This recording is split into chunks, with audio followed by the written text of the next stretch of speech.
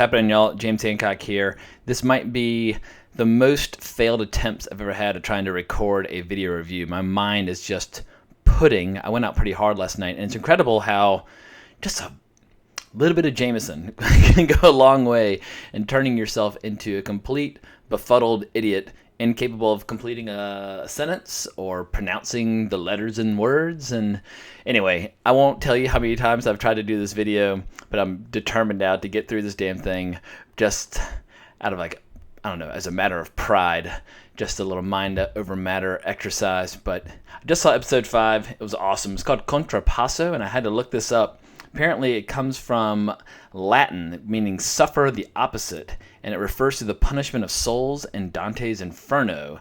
And I quote, by a process either resembling or contrasting with the sin itself. I feel like it's a highly appropriate definition for what a lot of the characters experience in this episode.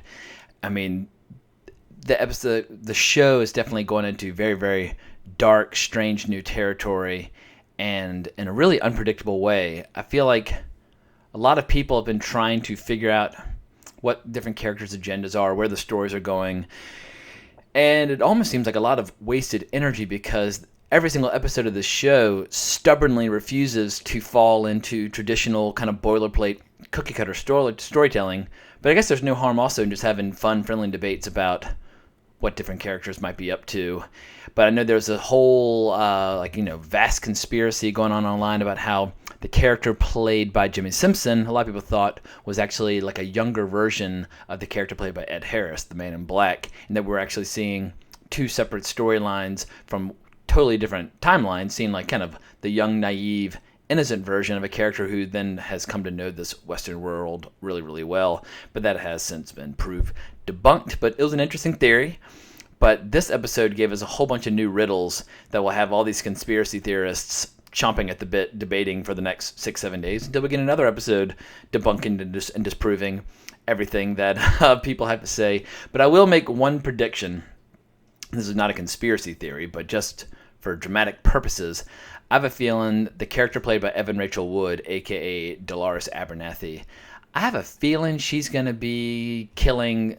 The easiest way for me to refer to the character is just Black Hat. He's played by Ben Barnes. The character's name is Logan, but he's essentially the prick who is teamed up with Jimmy Simpson's character, otherwise known as William. But William wears the white hat, and Logan wears the black hat. So I just call them White Hat and Black Hat because there's so many goddamn characters in this show.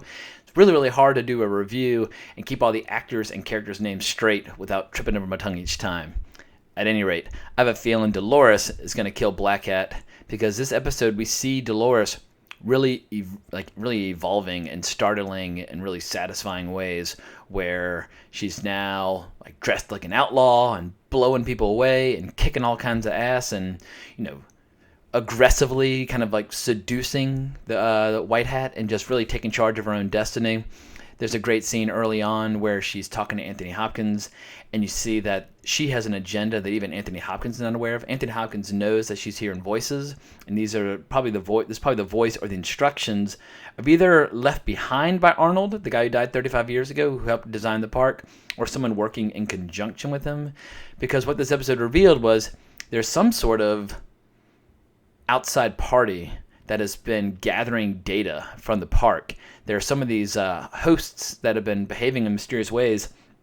They essentially have these like red lights or like emitters in their arms, laser-based satellite uplinks, essentially sending data out of the park. And who that data is going to, we don't really know. But I'm assuming either Arnold is still alive or somebody who's kind of inherited Arnold's worldview. Because as we keep learning, Arnold had a very, very dim view of humanity. And there's this town in this episode that he designed to reflect his very, very depraved view of humanity. Seems like he didn't like people at all. Had very little faith in them because this town is just full of bloodthirsty maniacs and wild, crazy orgies and, just absolutely like savage ex-Confederates who never turned in their sabers at the end of the Civil War. It's just outlaws and maniacs and killers. And the path of Black Hat, White Hat, and Dolores takes them to this place, and they decide that they're going to... Basically, Dolores now realizes that she needs to find the center of the maze, and in order to do so, she needs to kind of follow this plot line they're on, and she feels as if that somehow this is going to lead her closer. But what's interesting is that we see in the beginning of the episode, after Anthony Hopkins finishes having this conversation with her, he leaves the room, and she's just hanging out, and she says something about how oh fuck, this is when I hate being hungover. At any rate, she basically says he doesn't know. Hopkins is unaware of the secrets she is keeping. My brain seriously is not working, so I'm trying to stay short, brief, and to the point because I'm worried I'm just going to ramble and spiral completely out of control, and I'm just going to embarrass myself. Long story short, I really, really love this episode. We basically get the equivalent of like the Eyes Wide Shut orgy, but in the Wild Wild West, people painted gold, and whether you like men, female, or a mix of both, there's nudity and abundance on all fronts with all sorts of acts of carnality. It's absolutely wild and disgusting in the best possible way, and over the top, and makes you want to go to this Wild West place, I guess, if your tastes run towards kind of depraved, transgressive kind of outings and everything. I don't know, maybe just Halloween has got me in a weird mood. But what I love seeing is that the park seems to be either gaining the ability to be more dangerous to the guests, or maybe it was always that dangerous all along in certain areas to provide certain challenges for the guests to have a taste for the rough stuff. Because we see altercations with people in the park where they're kind of kicking the ass of the guests. And I guess the assumption is if a guest is getting involved in kind of like dark, evil plot lines, then they want to be challenged. Which leads us to this great scene between Ed Harris and Anthony Hopkins. And Anthony Hopkins sits down and they basically have a conversation, real life people to real life person, about how Ed Harris very candidly talks about how he's looking for the center of this maze and thinks there's a deeper hidden meaning to this entire resort that perhaps even Anthony Hopkins doesn't fully understand. And it sounds like Arnold really had a deep hidden agenda, and as much as Anthony Hopkins has been responsible for the design and the success of this ongoing world, there's parts of this world that even he is not fully aware of, and he's kind of almost given Ed Harris the go-ahead or like his consent or his approval to aggressively try to find the center of this maze and what this whole world might ultimately signify, and whether or not there's some great true challenge still remaining. And yeah, they're talking about how that in the outside world everybody's needs are taken care of, everybody lives in a world of plenty, and that they've all seemed to have lost a sense of purpose or challenge or direction. And Westworld, at least temporarily, gives people a sense of the danger and excitement of real life again. And I can't wait to see where all these various storylines go. And what else? Oh, and again, you got the Thandie Newton storylines. Thandie Newton, wasn't a huge subplot in this episode, but there's this scientist named Felix who's been experimenting with trying to like resurrect some of the birds that have died in the park. And he basically is supposed to be there to like reassemble people or the hosts after they get dismembered and get them back into circulation. He's kind of exceeding his authority, but he seems to like want to try to move up in the world.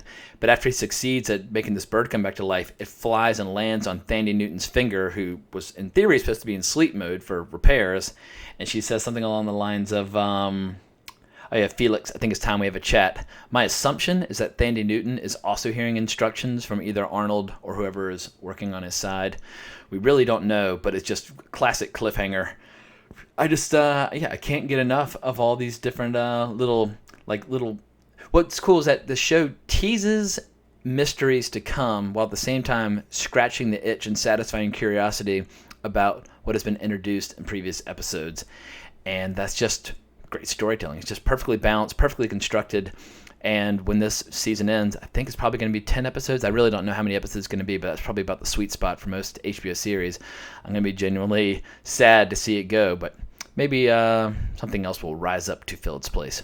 For the time being, though, I'm going to wrap this video up because I think I've just been making a spectacle of myself trying to speak in public when my brain is just still saturated with Jameson Irish whiskey, which is always a mistake. So, hope you enjoyed this episode. Please subscribe to my channel if you did. Give me a shout on Twitter at Colbrax if you want to talk about Westworld or video games or movies or just about anything.